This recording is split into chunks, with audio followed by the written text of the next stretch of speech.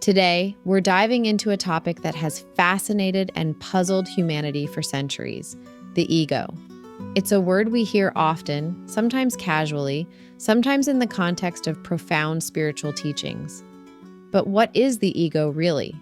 Why does it seem to have so much power over our lives, and what does it mean to go beyond it? Let me start by saying this.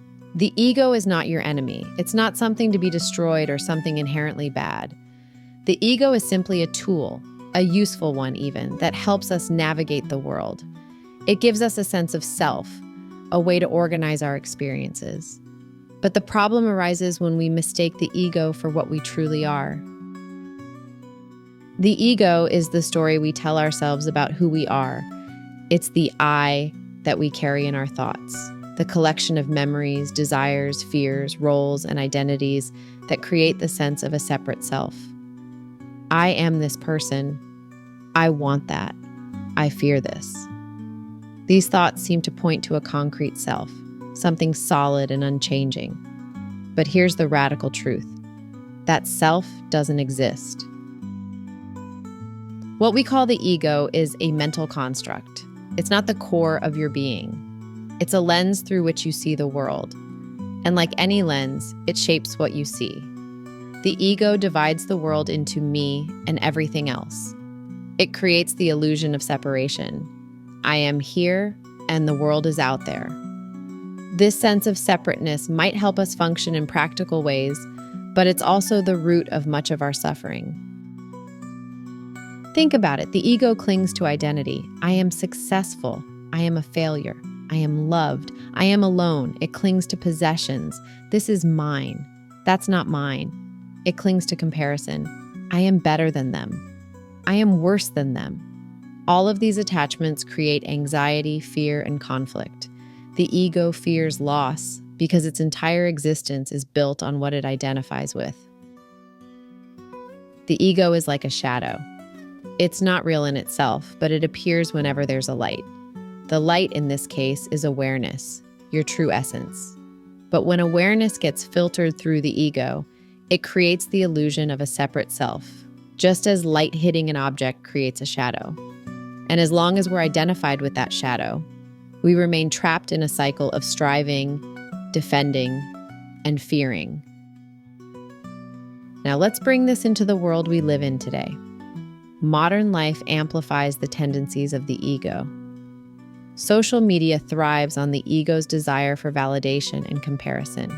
Consumer culture feeds the ego's hunger for possessions and status. Even our institutions often encourage competition and individualism over collaboration and connection. But here's the irony. The challenges we face today, climate change, inequality, polarization, can't be solved from a place of ego. The ego sees the world as me versus them, me versus the planet. It creates division. And as long as we act from this illusion of separation, we'll keep creating more conflict, more fragmentation. When you see through the ego, you don't disappear. You become more authentically yourself. You stop clinging to roles, labels, and comparisons. You stop needing to prove yourself. And in that freedom, something extraordinary happens. You begin to see the unity behind all things. The I and the world are no longer two. They're revealed as one seamless whole, just as a wave is never separate from the ocean. This doesn't mean you stop acting or striving. It means your actions and aspirations come from a place of clarity and wholeness, not from fear or grasping.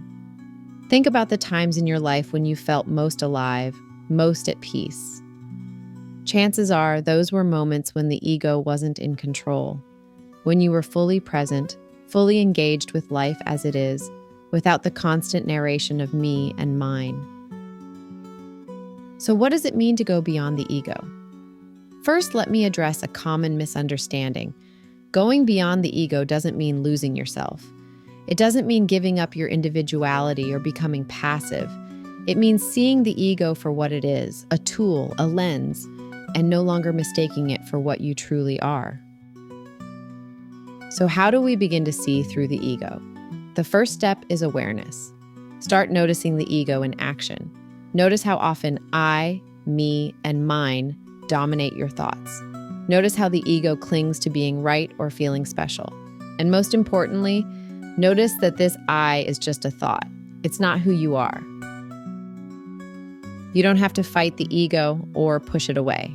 Simply observe it. The more you see it for what it is, the less power it has over you. Practices like mindfulness and self-inquiry can help. When a thought arises, ask yourself, who is the I thinking this thought? If you look closely, you'll find there's no solid I behind the thought, just awareness itself. When we live from this place, everything changes. Relationships become less about what we can get and more about what we can share. Work becomes less about proving our worth and more about contributing to the whole. Challenges become less about defending ourselves and more about responding with wisdom and compassion. This isn't about achieving a state of no ego forever. It's about loosening the grip of the ego, allowing space for a deeper sense of self to emerge. And that deeper self isn't separate from the world. It's the world expressing itself through you. This is the freedom that lies beyond the ego. It's not an escape from life, it's a fuller, truer way of living. It's the realization that what you are is not the story in your mind, but the boundless awareness in which all stories arise. And in that realization, the illusion of separation dissolves. You see that you've never been separate, not from others, not from the world, and not from the truth you've always been seeking. For those who feel skeptical when they hear about the ego, I invite you to approach this idea with curiosity rather than judgment. The ego isn't a mystical or abstract concept. It's something you experience every day. Think of the moments when you felt defensive, anxious, or overly concerned with how you're perceived.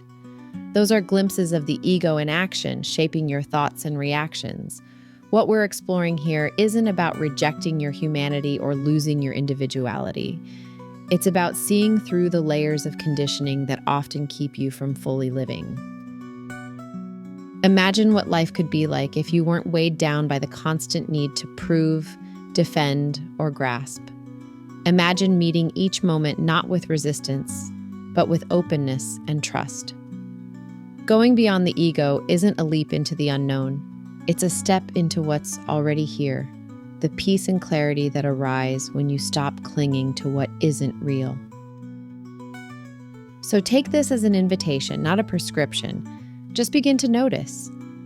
Notice the thoughts that say, I am this, or I am that. Notice the feelings of division between you and others. And most importantly, notice the stillness beneath all of it. That stillness is who you are.